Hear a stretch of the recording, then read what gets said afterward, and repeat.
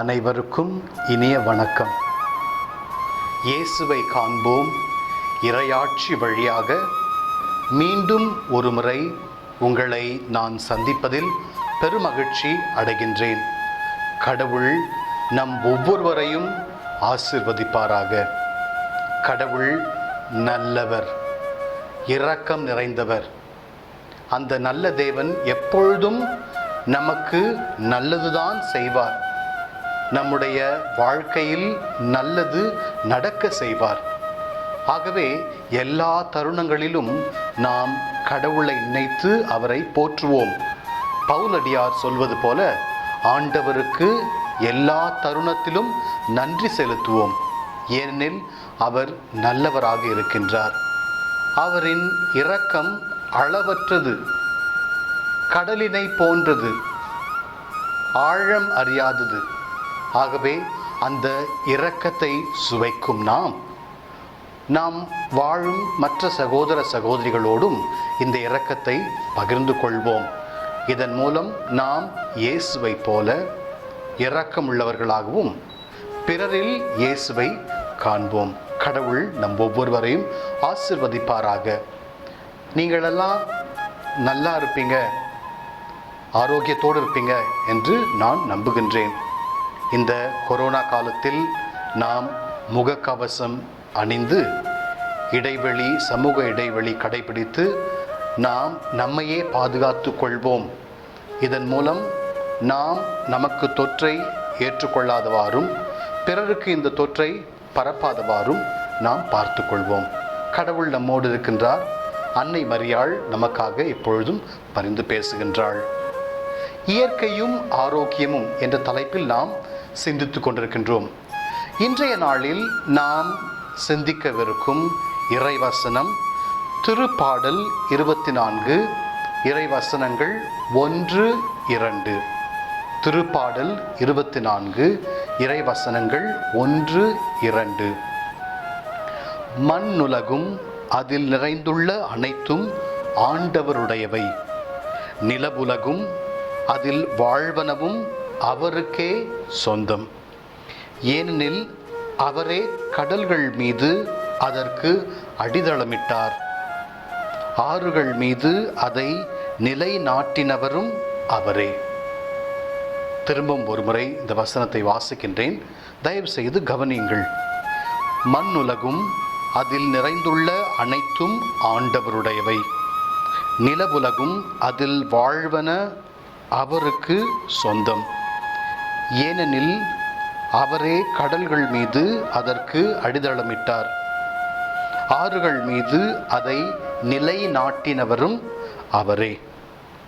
இறையில் இயேசுவில் இனியவர்களே, இயற்கையில் ஒன்றிணைந்த இந்த திருவசனத்தை வாசிக்கும் பொழுது தாவீது அரசன் எவ்வாறு இந்த இயற்கையோடு இரண்டர கலந்திருப்பான் என்று நான் சிந்திக்க ஆவலாயிருக்கிறது.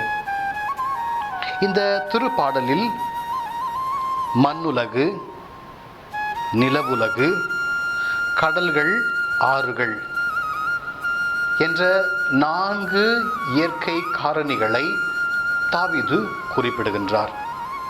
மண்ணுலகு என்று சொல்லும் பொழுது நாம் வாழும் இந்த பூமி எவ்வளவு அருமையானது, அழகானது.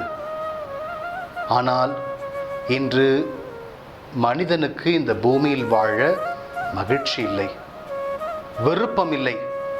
ஏனென்றால் நாம் இந்த பூவுலகை, மண்ணுலகை நாம் அழித்து விட்டோம். இயற்கையை நாம் தொலைத்து விட்டோம். இயற்கை வாழ்விலிருந்து நாம் தூரம் சென்று விட்டோம். ஆகவே நோய் நொடிகள், ஆரோக்கியமின்மை போன்றவைகளால் நாம் அவதிப்பட்டு கொண்டிருக்கின்றோம். ஆகவேதான் மண்ணுலகில் வாழ்வது என்பது இன்றைய காலகட்டத்தில் மிகவும் கடினமாக இருக்கிறது. ஒரு சிலர்லாம் சொல்லுவாங்க, நான் இறந்துட்டா நல்லா இருக்கும், ஏன் தான் இந்த வாழ்க்கை, இந்த வாழ்க்கையில் இந்த உலகத்தில் வாழ்ந்து நான் என்னத்தை சாதிச்சிட்டேன், எப்பொழுதும் துன்பம் என்று அங்கலாய்ப்பவர்கள் பல்வேறு நபர்கள் இருக்கிறார்கள். இந்த தருணத்தில் தாவீதின் இந்த வசனம் நமக்கு புத்துயிர் அளிப்பதாகவும் உயிரோட்டம் கொடுப்பதாகவும் இருக்கிறது. மண்ணுலகும் அதில் நிறைந்துள்ள அனைத்தும் ஆண்டவருடையவை. இறை இயேசுவில் இனியவர்களே, நாம் பார்க்கும் ஒவ்வொன்றும் ஆண்டவருக்கு சொந்தமானது. உங்களுக்கும் எனக்கும் சொந்தம் அல்ல, மாறாக ஆண்டவருக்குரியது, கடவுளுக்குரியது, கடவுள் படைத்தது. ஆகவே நாம் அந்த இயற்கையை, கடவுள் படைத்ததை பார்க்க வேண்டும், ரசிக்க வேண்டும், அனுபவிக்க வேண்டும், பயன்படுத்த வேண்டும். அவ்வளவுதான். அதை அழிக்க நமக்கு அதிகாரம் இல்லை. என்றால் அதை உண்டாக்கியவர், உருவாக்கியவர், படைத்தவர் கடவுள். மண்ணுலகும் அதில் நிறைந்துள்ள யாவும் ஆண்டவருடையவை. நிலவுலகும் அதில் வாழ்வனவும் அவருக்கே சொந்தம். ஆக இந்த மேலோகம் பூலோகம் என்ற இந்த ஒரு கருத்தை தாவீது இங்கு வலியுறுத்தி கூறுகின்றார். இதன் மூலம் எல்லாம் கடவுளுக்கு சொந்தமானது, எல்லாம் கடவுளுக்குரியது. இந்த உலகத்தில் நாம் பயணிகள், அவ்வளவுதான். ஒரு சில ஆண்டுகள் இந்த உலகத்தில் வாழ்கின்றோம். அந்த வாழும் தருணத்தில் இந்த உலகை பயன்படுத்தி நாம் அதில் பேறு பெற்று சிறப்புடன் வாழ்ந்து பிறருக்கு உதவி செய்து இரக்கமுள்ளவர்களாக இருந்து நாம் இந்த உலகத்தை விட்டு சென்று விட வேண்டும். இது நமக்கு நிரந்தரம் இல்லை. ஆனால் இந்த உலகில் நாம் வாழ்ந்துதான் ஆக வேண்டும். கடவுளின் மாண்புமிக்க இந்த இயற்கையோடு நாம் வாழ வேண்டும், பயணிக்க வேண்டும். இந்த வாழும் தருணத்தில் நான் எவ்வாறு இந்த இயற்கையை நடத்துகின்றேன், பார்க்கின்றேன், இதை நான் அனுபவிக்கின்றேன். நான் சுயநலவாதியாக இருக்கின்றேனா, அல்லது எனக்கு பின்வரும் சந்ததியினருக்கும் நான் இந்த இயற்கையை விட்டு வைக்கின்றேனா? இன்று பார்த்தால் ஆறுகளில் மணல்கள் கொள்ளையடிக்கப்பட்டு விட்டன. மலைகள் இல்லை. அவைகளை நொறுக்கி சாண்ட் என்று இன்று எல்லோரும் விற்று கொண்டிருக்கின்றார்கள். ஆறுகளும் இல்லை, மலைகளும் இல்லை. அப்பொழுது எப்படி மனித குலத்திற்கு நீர் கிடைக்கும்? நான் இப்பொழுது ஏதோ இருக்கின்ற நீரை வைத்துக்கொண்டு, தண்ணீரை வைத்துக்கொண்டு வாழ்கின்றேன். எனக்கு பின் வரும் சந்ததியினர் எவ்வாறு வாழ்வார்கள்? நான் இந்த இயற்கையை பயன்படுத்தலாம், ஆனால் இதை அழிக்கக்கூடாது. இதை அழித்து எதிர்காலத்தில் வரும் சந்ததியினருக்கு நெருக்கடியை கொடுக்கக்கூடாது. ஆக எனக்குள் இருக்க வேண்டிய கருத்து என்னவென்றால், இன்று தாவீது அரசர் இந்த திருப்பாடல் 24:1 குறிப்பிடுவது போல, விண்ணுலகும் அதில் நிறைந்துள்ள யாவும் மண்ணுலகும் அதில் நிறைந்துள்ள அனைத்தும் ஆண்டவருடையது. விண்ணுலகும் அதில் வாழ்வன யாவையும் ஆண்டவருக்கே உரியவை. ஆக மண்ணுலகும் விண்ணுலகும் எல்லாம் ஆண்டவருக்குரியது, அவருக்கே சொந்தம்.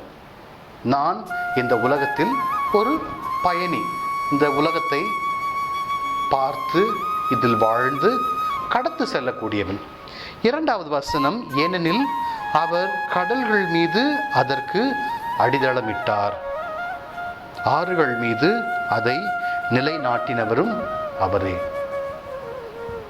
இன்று கடல்கள் மாசுபட்டிருக்கிறது. கடலில் மீன்கள் வாழ முடியவில்லை. ஏனென்றால் மனித கழிவுகள் அதில் சேர்க்கப்படுகிறது. இந்த ஒரு சில நாட்களுக்கு முன்பாக நாம் விநாயகர் சதுர்த்தி கொண்டாடினோம். அந்த நாளில் எல்லோரும் கொண்டு போய் அந்த கெமிக்கல் நிறைந்த விநாயகர் சதுர்த்தி சிலைகளை கடலில் கரைத்தார்கள். அப்பொழுது அரசாங்கமோ காவல்துறையோ தடுக்கவில்லை, ஒன்றும் சொல்லவில்லை. ஆனால் இதன் மூலம் நாம் எவ்வாறு இந்த கடல் உயிர்களுக்கு பாதகம் செய்கின்றோம் என்பதை நாம் அறியவில்லை. இன்று கடல் நீர் மாசுபட்டிருக்கிறது. ஒன்றும் இல்லை, நம்முடைய வங்காள விரிகுடாவை பாருங்கள், எவ்வளவு ஒரு அழுக்காக, ஒரு கரை படிந்த நீராக இருக்கிறது. நான் வெளிநாட்டில் இருந்தபொழுது, ஐரோப்பிய நாட்டில் இருந்தபொழுது, கடல் பகுதிகளுக்கு சென்று பார்க்கும் பொழுது நம்முடைய முகத்தை அந்த கடல் நீரில் பார்க்கலாம். அவ்வளவு தெளிவாக இருக்கும். அதோடு மட்டுமில்லாமல் கீழே இருக்கும் அந்த மண்ணும் நமக்கு தெரியும், அதில் ஓடி விளையாடும் மீன்களும் நம்முடைய கண்களுக்கு தெரியும். இவ்வாறு மிகவும் தெளிவான நீர் அங்கு இருக்கும். ஆனால் இந்த இந்திய சூழ்நிலை, முக்கியமாக தமிழ்நாட்டில் இந்த கடல் வள்ளங்களை பார்க்கும் பொழுது அவைகள் நாளுக்கு நாள் அழிக்கப்பட்டு கொண்டிருக்கின்றன. ஆக இறையேசுவில் இனியவர்களே, இந்த கடல் வள்ளங்களை காப்பாற்ற வேண்டும். நம்மால் முடிந்தவற்றை செய்ய வேண்டும். ஆறுகளை நாம் பேணி காக்க வேண்டும். நான் ஏற்கனவே சொன்னது போல இன்று ஆறுகளில் மணல்கள் இல்லை. மணல் இல்லாத ஆறு எப்படி நமக்கு தண்ணீரை சேமித்து வைக்கும்? தண்ணீர் இருக்காது. இன்று ஆறுகளில் மரங்கள் முளைக்க தொடங்குகின்றன. ஒரு சில நேரத்தில் இந்த ஆற்றை பார்க்கும் பொழுது தண்ணீர் இல்லாத சமயத்தில் அந்த இடையில் ஆற்றின் நடுவில் மரங்கள் முளைக்கின்றன, செடிகள் முளைக்கின்றன. ஏனென்றால் அது களிமண்ணாக இருக்கிறது. ஆற்றின் மண் படிகை களிமண் அல்ல, மாறாக ஆற்று மணல், தண்ணீரை சேர்த்து வைக்கக்கூடிய ஆற்று மணல்.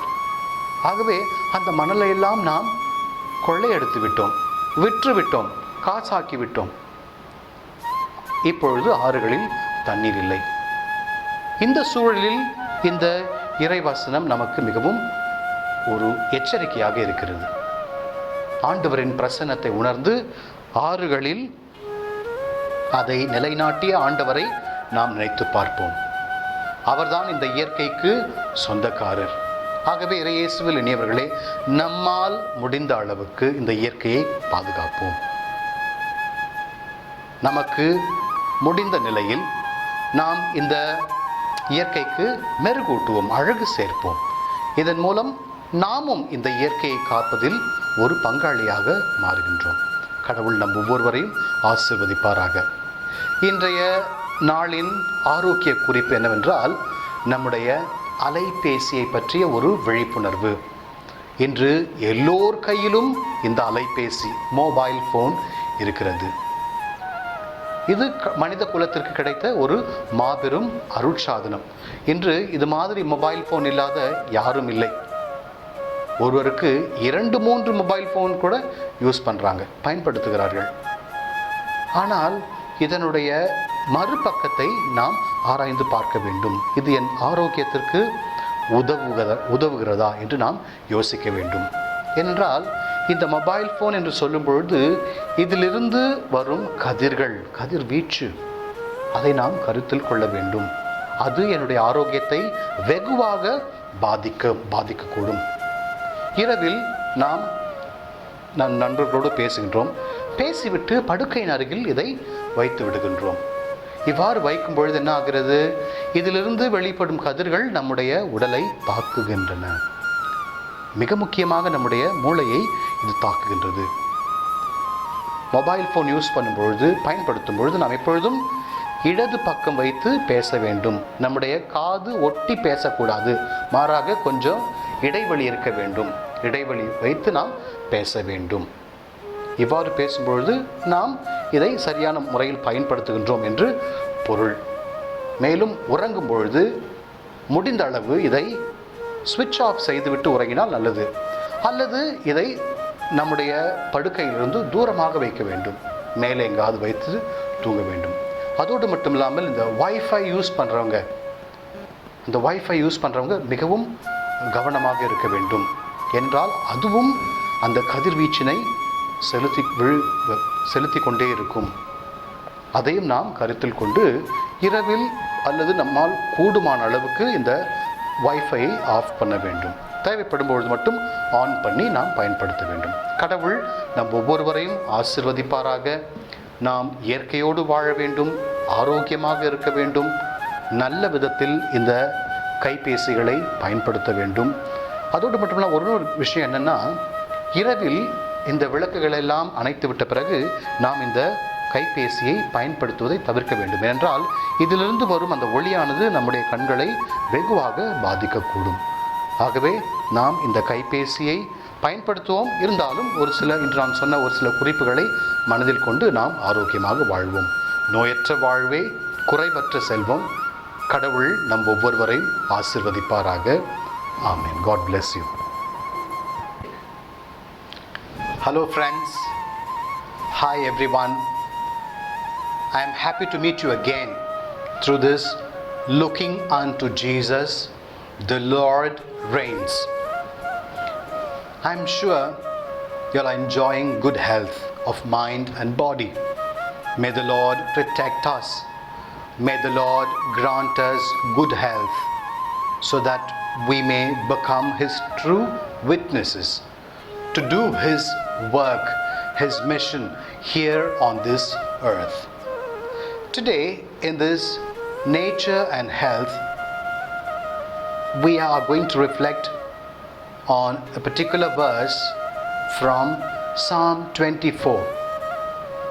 Psalm 24 verse 1, also verse 2.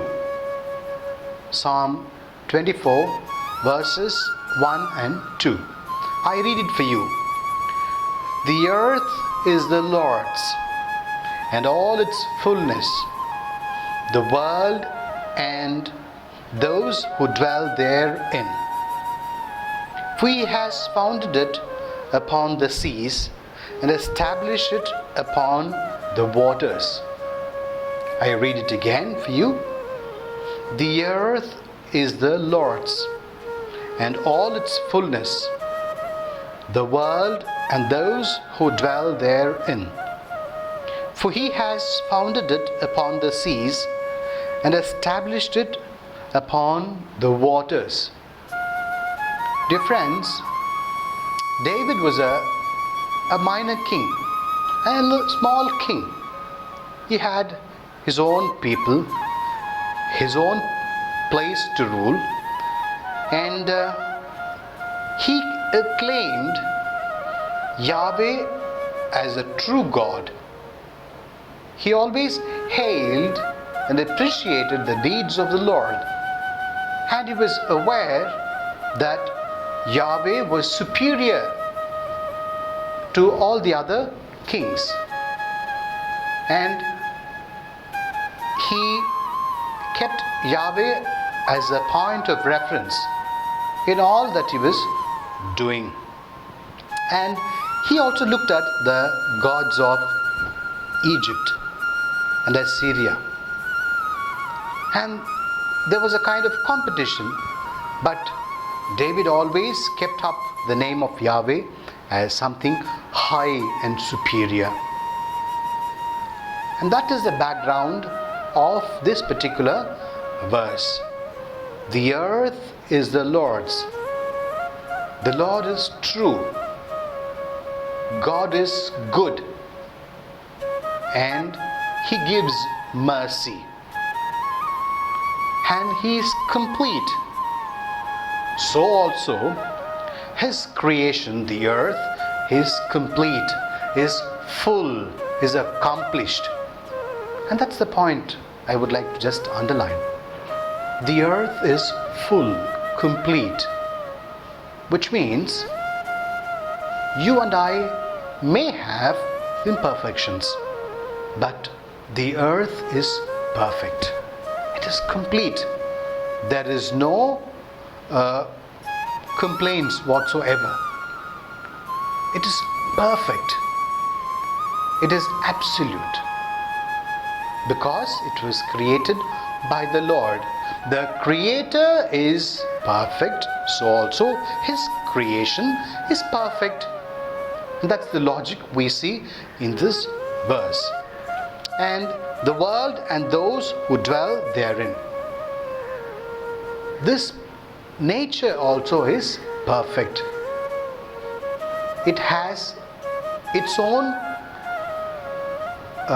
periods, its own time, where we see the perfection well.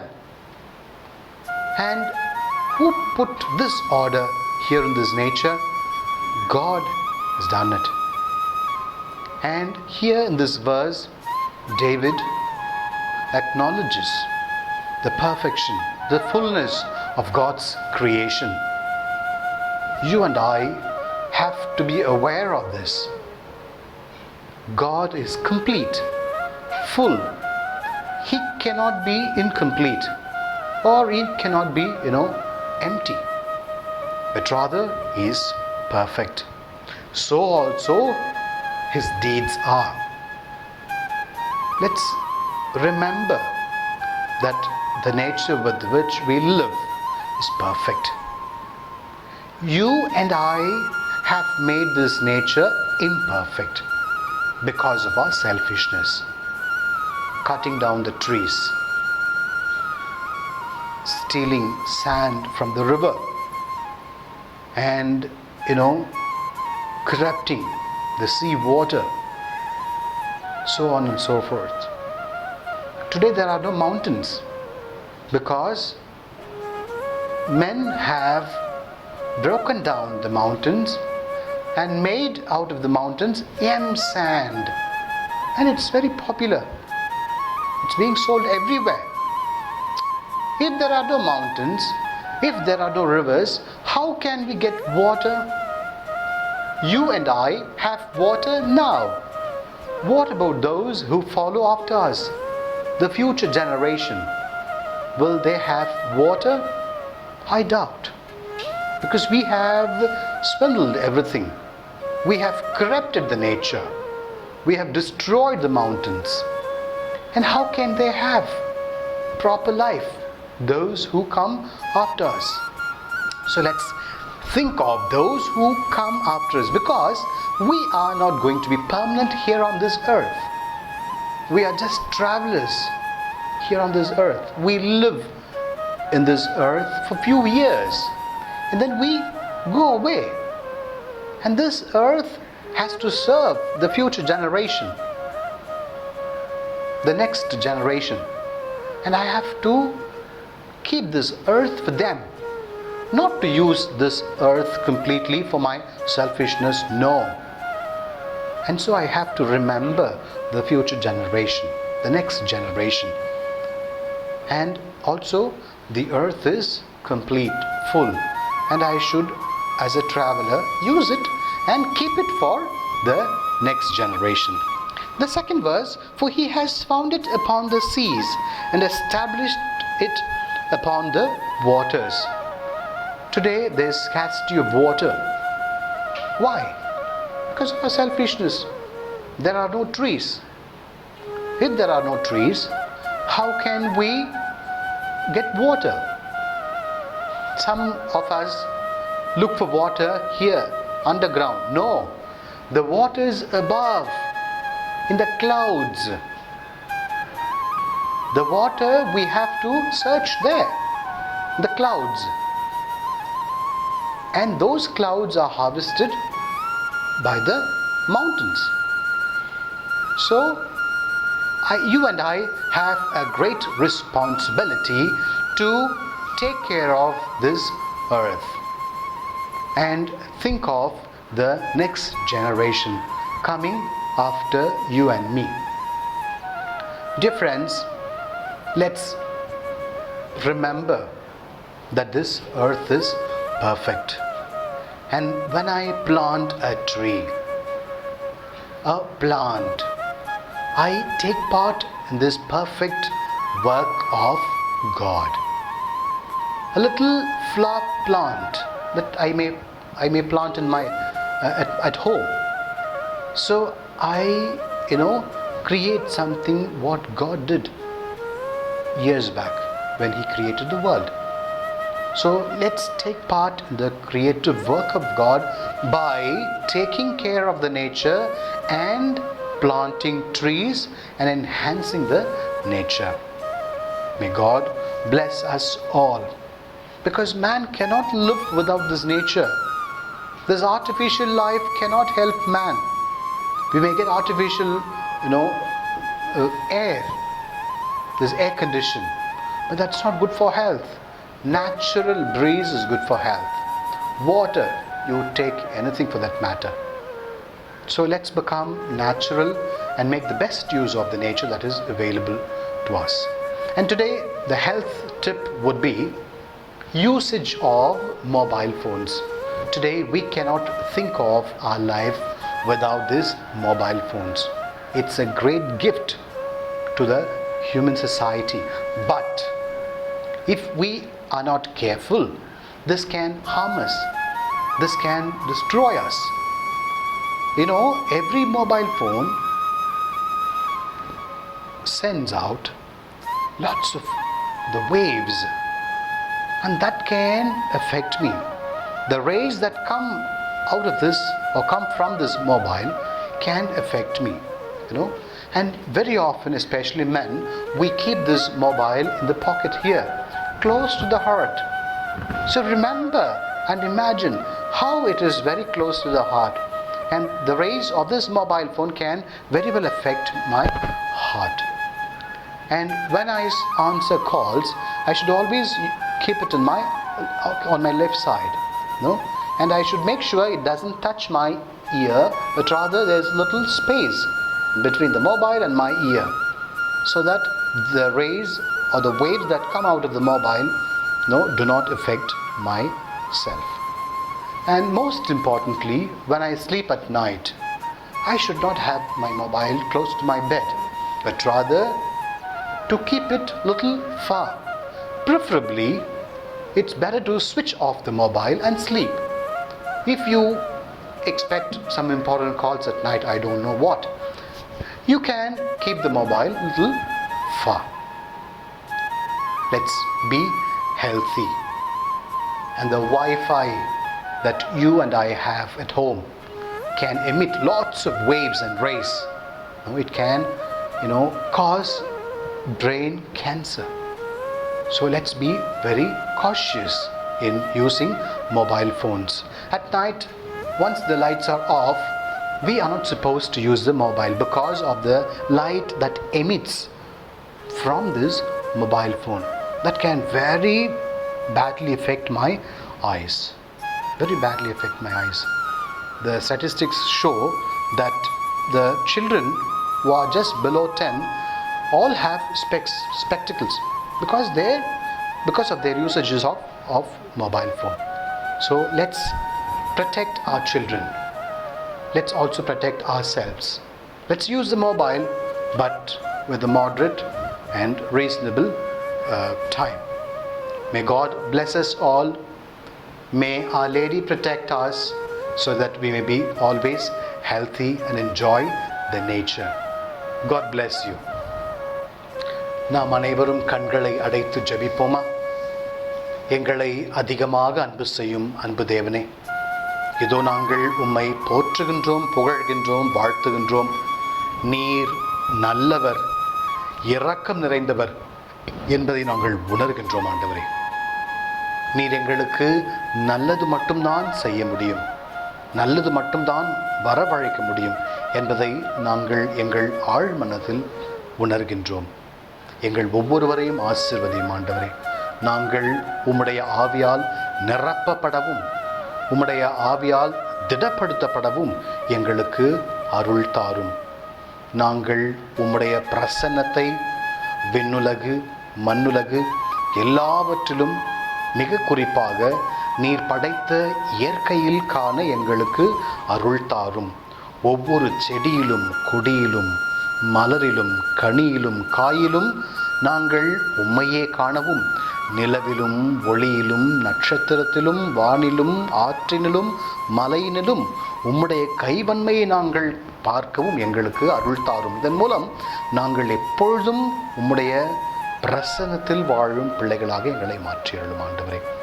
இதோ நோயினால் வருந்தும் ஒவ்வொரு சகோதர சகோதரிகளையும் இந்த தருணத்தில் நாங்கள் ஒப்பு கொடுத்து ஜெபிக்கின்றோம். அவர்களை அனைவரையும் ஆசீர்வதியும் ஆண்டவரே. ஐசியூவிலும் மற்றும் உயிருக்காக போராடி கொண்டிருக்கும் ஒவ்வொருவரையும் நீர் தொட்டு குணப்படுத்தும் ஆண்டவரே. மனநோய் மற்றும் உடல் நோயினால் வருந்தும் எங்கள் சகோதர சகோதரிகள் உம்முடைய அருளினால் ஆற்றல் பெற்று திடம் பெற்று அவர்கள் மீண்டு வரவும் ஆரோக்கியத்துடன் வாழவும் அவர்களுக்கு அருள் கூறும். நாங்கள் ஆரோக்கியத்துடன் வாழ எங்களுக்கு உம்முடைய ஆசீர்வாதத்தை தாரும் ஆண்டவரே. ஆரோக்கியம் இல்லை என்றால் இந்த வாழ்க்கை இல்லை. நாங்கள் நோயில்லாத வாழ்க்கை வாழ எங்களுக்கு உதவி செய்தருளும் ஆண்டவரே. நாங்கள் நீர் கொடுத்த இந்த இயற்கையை மதித்து அதில் உம்முடைய பிரசன்னத்தையும் கைவன்மையையும் கண்டு நாங்கள் அதை போற்றி பயன்படுத்தி வருங்கால சந்ததியினருக்கு அதை நாங்கள் சேர்த்து வைக்கவும் அதே போல் விட்டு கொடுக்கவும் எங்களுக்கு அருள் தாரும். அன்னை மரியே, அருள் அறிந்த தாயே, எவ்வாறு உம்முடைய திருமகனோடு இணைந்து பணிபுரிந்து அந்த மீட்பு திட்டத்தில் உதவினீரோ அதே போல எங்கள் ஒவ்வொருவருக்கும் நீர் உதவி புரியும் அம்மா. நீர் இல்லாமல் நாங்கள் அனாதைகளாகி விடுவோம், தாயில்லாத பிள்ளைகளாகி விடுவோம். எங்கள் ஒவ்வொருவரையும் ஆசிர்வதியும். நாங்கள் உம்முடைய அன்பு பிள்ளைகளாக இருந்து உம்முடைய பரிந்துரையால் உம்முடைய மகனிடமிருந்து எல்லா அருளையும் பெற்று ஆற்றலையும் பெற்று நாங்கள் நிறைவுள்ளவராகவும் மகிழ்ச்சி உள்ளவர்களாகவும் இருக்க அருள் தாரும். எல்லாம் வல்ல இறைவன் தந்தை, மகன், தூய நல் ஆவியார் நம் அனைவரையும் காத்து ஆசீர்வதிப்பாராக. ஆமேன்.